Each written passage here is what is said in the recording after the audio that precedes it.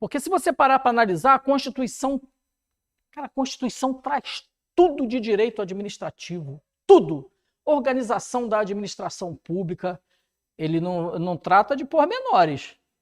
Trata de servidor público, trata de saúde, trata de segurança, trata de educação. A Constituição fez tudo.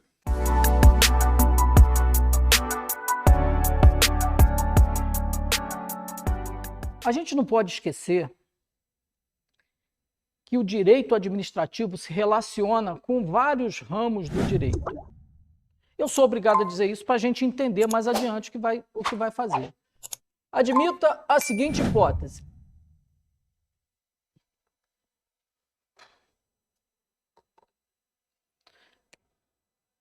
Eu tenho aqui, por exemplo, a Lei 8.112 de 1990, que trata do servidor público. Ah, eu tenho que ler essa lei? Cai fora disso. O concurso vai exigir conhecimentos básicos, pelo menos foi o que nos foi passado. Estou enganado? Não. Foi o que nos foi passado. Porque senão eles deveriam exigir nível superior para fazer o concurso. Pasmem, deve ser o último concurso. O último concurso da polícia sem nível superior, tá? No meu sentir é o último.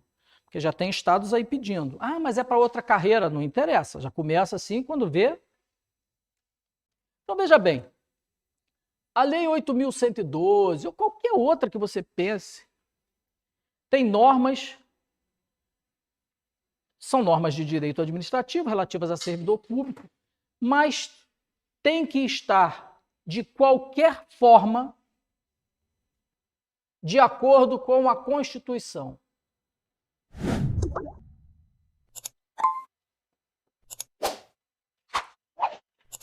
A Constituição é norma fundamental para toda e qualquer norma que esteja abaixo dela. Por que ela é norma fundamental? Porque toda e qualquer lei deve estar de acordo com a Constituição e buscar nela sua razão de ser. Não pode contrariar nenhum dispositivo constitucional, do contrário, ela será considerada inconstitucional. Nunca ouviu falar? Isso aqui é inconstitucional. Agora, então, tá na maior moda, né? Isso aí é inconstitucional. Quando você ouvir que uma determinada norma é inconstitucional, bota a sua cabecinha para funcionar. Fala, cara, essa lei aqui está em confronto com a Constituição. Na época da vacina, quem cabia determinar se era obrigatório uma coisa, se era obrigatório máscara, até que o Supremo falou, deixa cada estado resolver isso aí. A União quis chamar para si a responsabilidade, não, isso aí é questão regional, deixa lá para o estado. É assim que funciona. A Constituição é que vai o tempo inteiro inspirar essas normas e garantir a elas a validade, ou não. Se elas não estiverem em confronto com a Constituição diz lá o seguinte, um exemplo de uma questão de natureza tributária. O tributo não pode constituir confisco. O que seria confisco? Por exemplo, eu tenho um carro e me cobram 60% do valor do carro de IPVA. Pode? Aí você vai dizer, pode, porque o Estado, o IPVA, é um imposto estadual que o governo, se quiser, passa para 60%. Pô, ele não é meu sócio não, cara. Eu só quero ter um carro. Só quero ter um carro. Deu para entender como é que funciona?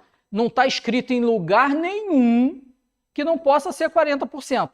Mas a Constituição diz que o Estado não pode instituir imposto que se assemelhe ao confisco. Ele está confiscando meu carro. Se eu ficar 2 anos sem pagar o IPVA, se eu chegar lá no ano seguinte, você... Bom senso.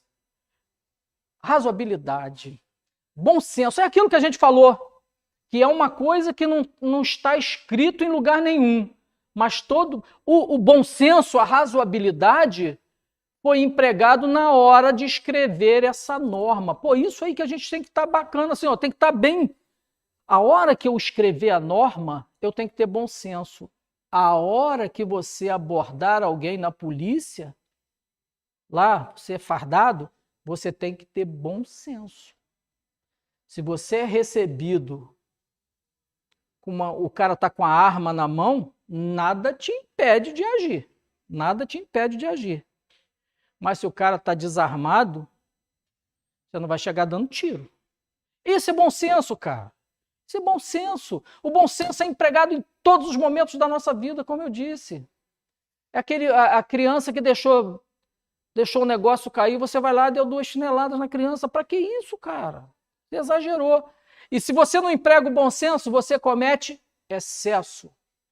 E se você comete excesso, você pode ser punido. Se você comete excesso e causa dano a alguém, a administração pública pode ser obrigada a ressarcir esse dano. Essa é a mecânica. Funciona assim na sua cabeça. E vamos avançar para ver o seguinte, o direito administrativo, tira a questão da Lei 8.112. O direito administrativo, ele se relaciona com vários ramos do direito. Primeira coisa é com a Constituição. Porque se você parar para analisar, a Constituição traz tudo de direito administrativo. Tudo. Organização da administração pública. Ele não trata de pormenores. Trata de servidor público, trata de saúde, trata de segurança, trata de educação. A Constituição fez tudo, porque é norma fundamental. Então, o direito administrativo vai beber naquela fonte, por isso é norma fundamental, é que serve de fundamento. E se qualquer norma de direito administrativo, se qualquer atuar de um agente público contrariar a norma constitucional, esse ato será ilegal. Então, olha, ao mesmo tempo que o direito administrativo se relaciona com a Constituição, enquanto outros ramos de direito, então com o direito constitucional é íntima. Aí nós vamos retomar aquela história da lei. Lembra que, você já deve ter ouvido falar isso? Ninguém está obrigado a fazer ou deixar de fazer, senão em virtude de lei. É o princípio da legalidade que certamente o Baruch vai falar com vocês. Se não tem lei que me obriga a fazer, eu não vou fazer. Se não tem lei que veda que eu faça, eu posso fazer. Ninguém está obrigado a fazer ou deixar de fazer, senão em virtude de lei. A administração pública é diferente, cara. A administração pública tem que fazer tudo que a lei determina. E se não tiver lei, ela não pode fazer. Ela não pode achar que está certo e fazer. Eu lembro quando eu cheguei em Bom Jardim, em 1900 e... Muito engraçado falar essas coisas. Eu fui assumir a agência da Previdência lá em 1995. Eu fiz o concurso para Cantagalo.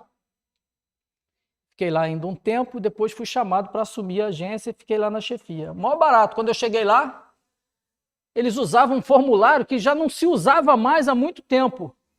Aí eu falei, vocês estão exigindo isso aqui da pessoa? Isso já foi revogado, a portaria que instituiu esse... mas a gente continua fazendo. Pode fazer? Não, eu posso exigir de um cara que ele me dê uma declaração num formulário, se a lei diz, não fala nada, não obriga. Então, olha só, a administração pública está obrigada a fazer tudo que está escrito na lei. E se não tiver lei, ela não pode fazer. A gente vai ver mais adiante que isso é o princípio da legalidade estrita. Enquanto eu sou obrigado a fazer ou deixar de fazer o que está escrito em lei, a administração pública só pode fazer se estiver na lei. Se não estiver na lei, ela não pode fazer. É aí que é mais fácil para você coibir excesso, por exemplo, de um policial. O policial que está autorizado a algemar uma pessoa, ele pode algemar uma pessoa em determinadas circunstâncias. Se ele, além de algemar a pessoa, der uns 2 tapas na orelha do cara, ele cometeu excesso. Ele vai pagar por isso. Aí a gente avança dizendo que o direito administrativo, além de se relacionar com o direito constitucional, se relaciona com o direito penal, por exemplo. Um agente público que comete um crime contra a administração pública, ele não vai ser punido? Então o direito administrativo se relaciona com o direito penal, se relaciona com o direito civil. Olha que convivência harmônica bacana. Quando um servidor público casa, isso tem consequência dentro da administração pública. Claro que tem. Ele vai lá incluir no rol de dependentes dele a esposa. Depois que os filhos nascem, ele vai incluir essa relação do direito administrativo com o direito civil. A gente verifica o que acontece nessa situação.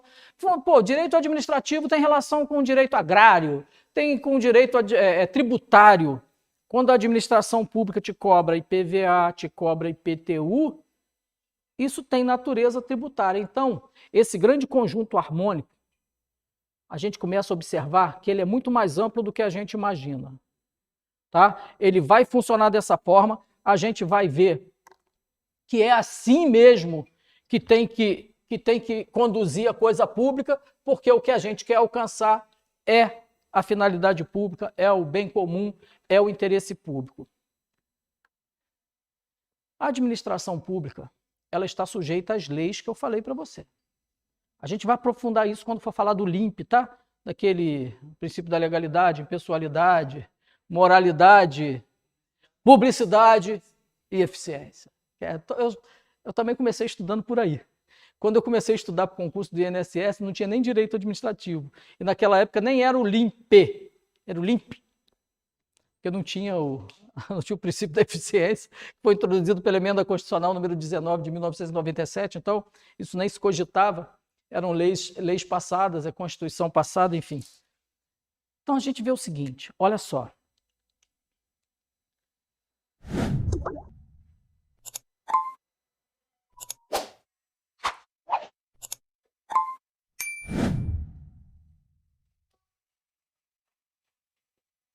Se eu pedir você para organizar na sua cabeça, olha lá, dá uma organizada aí na sua cabeça.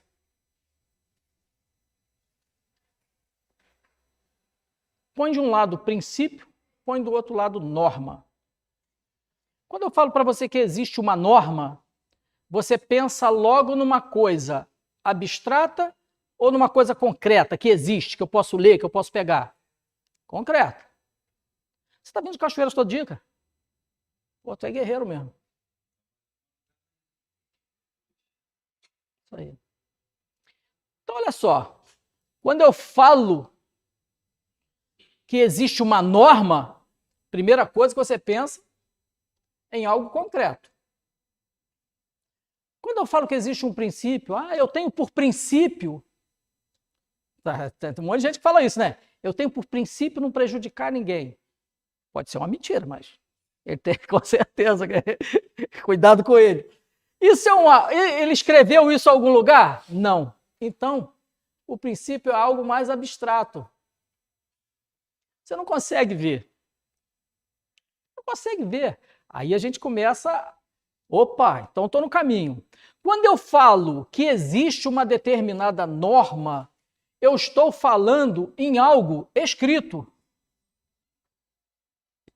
Quando eu falo que existe um determinado... Esquece o LIMP por enquanto, tá? A gente vai estudar o LIMP daí para frente, a gente vai ver que isso aí... Eu entendo com todo carinho e respeito que isso foi uma verdadeira aberração jurídica de incluir esses princípios na Constituição. Porque princípio é princípio, cara. Princípio é um negócio que você não pega. Mas aí a gente tem que entender o seguinte, a gente vivia um momento muito difícil.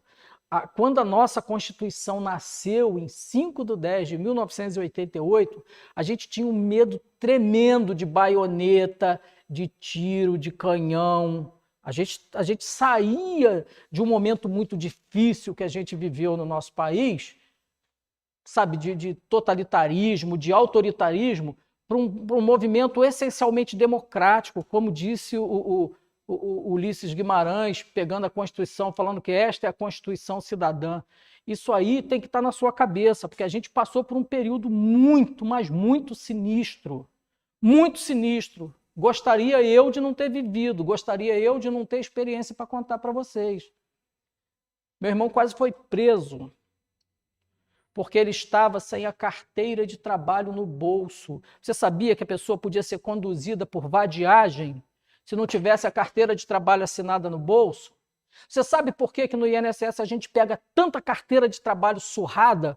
aquelas carteiras antigas, porque se o cara não provasse para o policial, e o policial não fosse com sua cara, que ele trabalhava, ele podia ser conduzido por vadiagem. Olha que coisa absurda, cara. E o meu direito de ir e vir? Ah, não, você tem o direito de ir e vir, mas agora você está na vadiagem. Então, olha que diferença de uma Constituição, de um momento vivido no passado, para esse que vivemos agora. Por isso que eu sou apaixonado pela democracia, cara. É isso aí. A gente tem... Ah, mas pode enfiar o pé na porta do cara? Em determinadas situações, sim. Tu pode estar tranquilo. A hora que você estiver lá exercendo sua atividade policial, você vai poder fazer um monte de coisa. Mas sabendo você que você tem que respeitar os direitos do cara também. Ah, e se for numa situação extrema? Situação extrema é situação extrema. Não estou aqui até porque eu não sei nem atirar. Então, isso aí é contigo. A hora que você estiver lá dentro. Mas claro que você vai passar por um curso de formação, você vai passar... Né? É assim que funciona. Então, veja bem, enquanto a norma é concreta, vou trocar aqui para concreta e escrita, perdão. O princípio, ele é abstrato e não escrito. Porque não tem que ser. Isso aqui vive no mundo, no senso comum dos indivíduos, no nosso senso comum. Proporcionalidade, pô, que troço bacana. O que é a proporcionalidade? Proporcionalidade nada mais é, cara, de aplicar a reprimenda necessária para que ele não faça mais. A criança que deixou o negócio cair, pô, tu vai lá, vai prender a criança. Agora, a punição bacana, agora é assim, né? 2 dias sem celular. Pô, a criança fica doida. 2 dias sem celular, ela nunca mais deixa nada cair. Nunca mais deixa nada cair. Mas é um exagero. Na primeira vez que o copo da criança caiu, você vai deixar a criança 2 dias sem celular? O primeiro... No meu tempo era assim. Não, deixar sem celular é tortura. Isso aí é tratamento desumano. Então é melhor bater. Segundo ele, pena mais branda. Hoje em dia é uma pena mais branda. Então olha só, você já avaliou a situação da pena mais branda. O servidor público que faz lambança no exercício de sua função, ele pode sofrer desde uma simples advertência até demissão do serviço público. Mas como que eu chego a essa conclusão? Ah, simples. O que ele fez foi tão grave, tão grave, tão grave, que eu vou demiti-lo a bem do serviço público. Deu para entender que isso é proporcionalidade? Mas para ele chegar a essa pena, ele teve que usar o bom senso, como disse o nosso irmão que dorme, quando ele não dorme, ele está lá fora. Então, o que acontece? Para você aplicar uma reprimenda à altura da lambança feita pelo seu filho, do crime praticado pelo servidor, você vai ter que se valer do princípio da razoabilidade. Então, veja só que razoabilidade não está escrito em lugar nenhum, não. Então, pensa o seguinte, norma é concreta, é escrita. Quando eu falo em norma, eu falo em lei. Lei lato sensu, lei no sentido amplo, decreto, portaria, Constituição, súmula, aí tem divergência é uma súmula feita com base em princípios. Súmula vinculante número 13. A questão das algemas, súmula vinculante, eu acho que número 11. Eu acho que é. Vira norma, porque aquilo que estava no senso comum passa a ser escrito. Então, sim, está distrito. Só que pelo princípio, a jurisprudência não é mais o caso. A jurisprudência, o administrador público não está obrigado a cumprir, não. Porque você encontra... A coisa mais louca é o nosso direito. Você encontra decisões de um lado e decisão de outro. Por isso que o Supremo age e diz, a partir de hoje é assim. Aí vira norma. Súmula, vira norma. A coisa é tão louca, que você encontra, no mesmo caso, decisões de um jeito e decisões de outro. Decisões dizendo que pode fazer determinada coisa, e decisões falando que não pode. O que é a jurisprudência? A gente vai ver que é uma fonte do direito administrativo daí a pouco. A gente está vendo o relacionamento e como é que funciona essa parada toda aqui. Mas vejam bem, retomando aqui, aí súmula nesse sentido, sim, vira norma, uma norma escrita, é uma conduta obrigatória. E se o administrador não cumprir, ele vai ser punido por isso. E a gente vê também como ele vai ser punido por isso. Princípio é aquele negócio. Então, olha bem, para escrever essa lei, eu vou me valer dos princípios. Então, os princípios estão quietos por aí. Alguém fala assim, opa, pô, tem que fazer uma lei, tem que fazer. Eu me vali, eu fui buscar lá nos princípios a razão de existir da lei. Tá? Qual é a razão de existir, por exemplo, a razão de existir do concurso público? Tu já parou para pensar nisso? Por que concurso público? É mais profundo que isso. Mas está valendo, porque a administração pública tem que ter os melhores, né? Afinal de contas, a administração pública busca dar o melhor. Mas a razão de existir dessa norma é para evitar, por exemplo,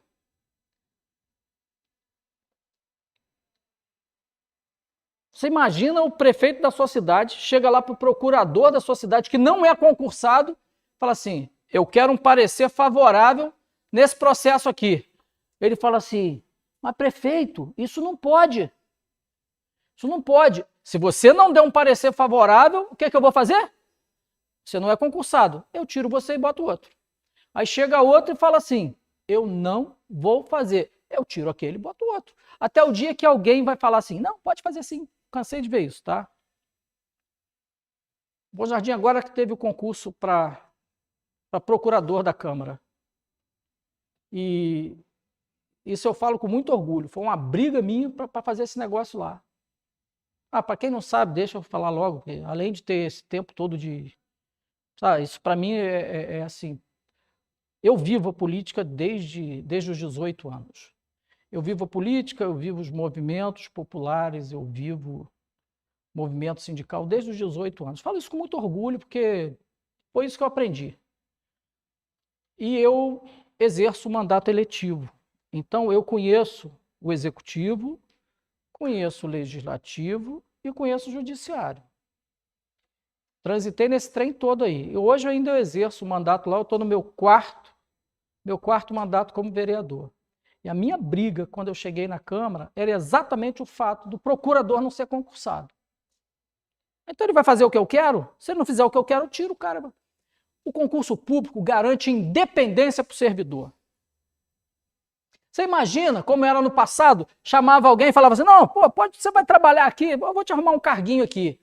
Aí o cara já estava na cabeça na maldade, falava, vou arrumar um esquema aqui com esse cara. Se o cara não quisesse entrar no esquema, o que ele fazia? Sai que eu vou botar outro. Então, concurso público garante, além dos melhores, para o serviço público, eu concordo, além dos melhores, garante independência na atuação do servidor público.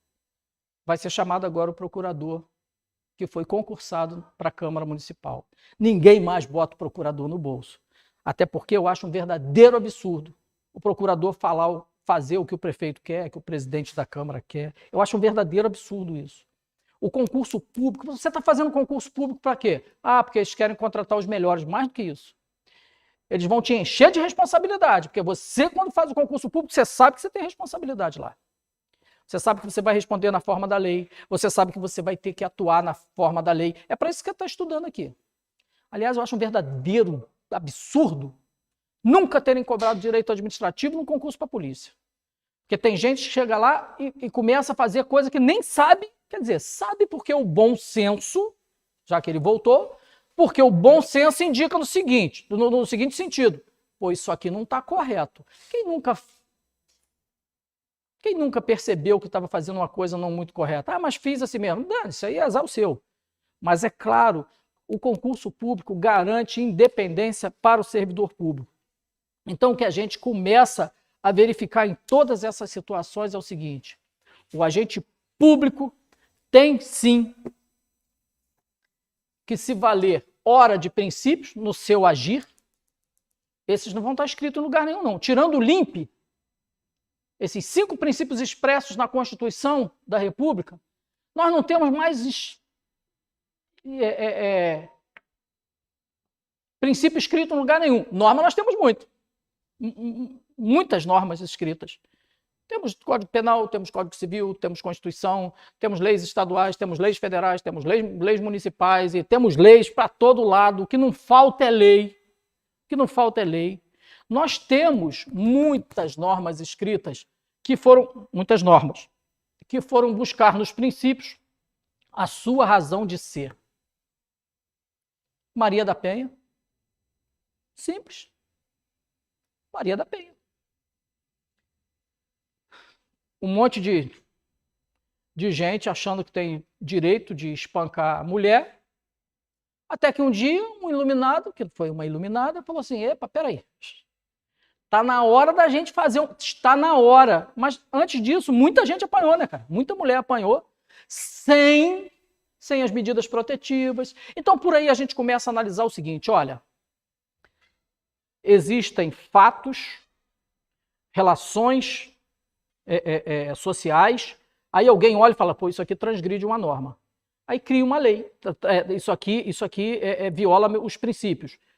Aí faz uma lei, dali para frente vira lei.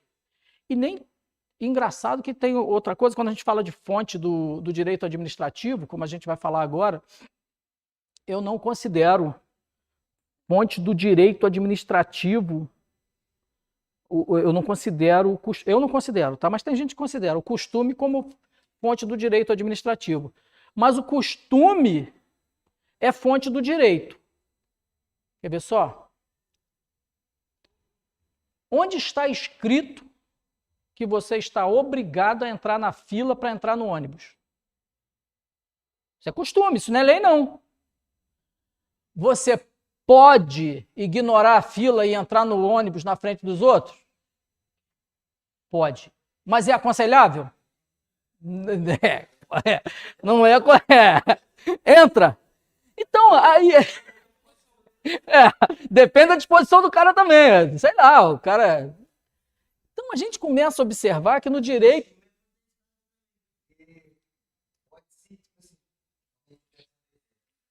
rapaz, ó, costume como fonte do direito, tá valendo. Costume como... Tem costume como que não...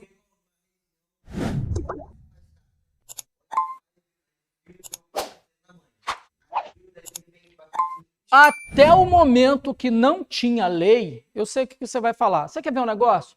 Nós temos tribos indígenas que ainda sacrificam crianças mal formadas. Isso vem do direito romano, tá?